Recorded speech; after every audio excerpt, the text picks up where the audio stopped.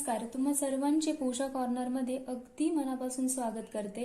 श्रावण म्हटलं की उपवास तर आलेच। त्यासाठी उपवासाचे आपण शेंगदाणा लाडू बनवणार आहे। ते शेंगदाणे कमी गॅसवर अगदी खरपूस असे भाजून घ्यायचे आहे।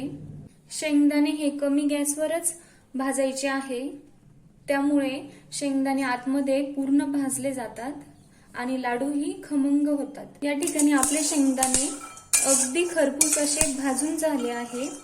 आपण हे थंड झाल्यानंतर त्याचे अर्धवट साल काढून घेऊ। इथे मी शेंगदाण्यांचे अर्धवट साल काढून घेतले आहे।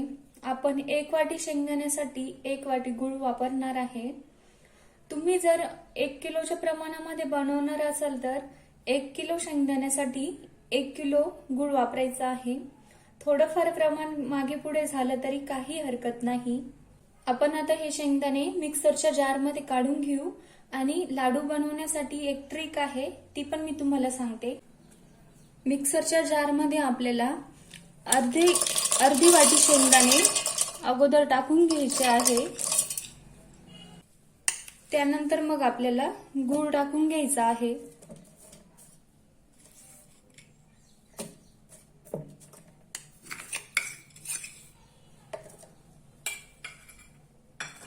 आणि उरलेले अर्धी वाटी शेंगदाणे गुळाच्या वरती टाकून घ्यायचे आहे। ठिसूर असे लाडू बनवण्यासाठी आपल्याला एक ट्रिक वापरायची आहे, ती म्हणजे की मिक्सरमध्ये हे वाटत असताना मिक्सर आपल्याला चालू बंद करत वाटून घ्यायचं आहे आणि खूप असं बारीकही वाटून घ्यायचं नाही। शेंगदाणा लाडूसाठी लागणारा कूट आपला तयार झाला आहे। तो अगदी मोकळा जरी दिसत असला तरी लाडू बांधायला घेतल्यानंतर मस्त असे लाडू त्याचे बांधले जाणार आहे।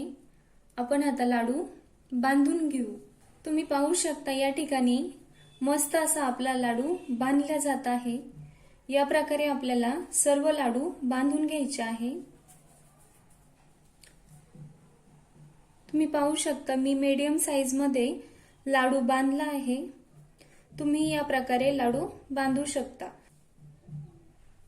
चला तर मग मी आता या प्रकारे सर्व लाडू बांधून घेते।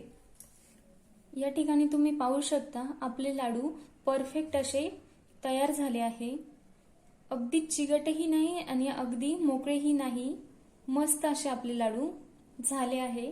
तुम्हाला माझी रेसिपी आवडल्यास नक्की या श्रावणामध्ये तुम्ही ट्राय करून बघा आणि पूजाच कॉर्नरला लाईक, शेअर, सबस्क्राईब करा। धन्यवाद।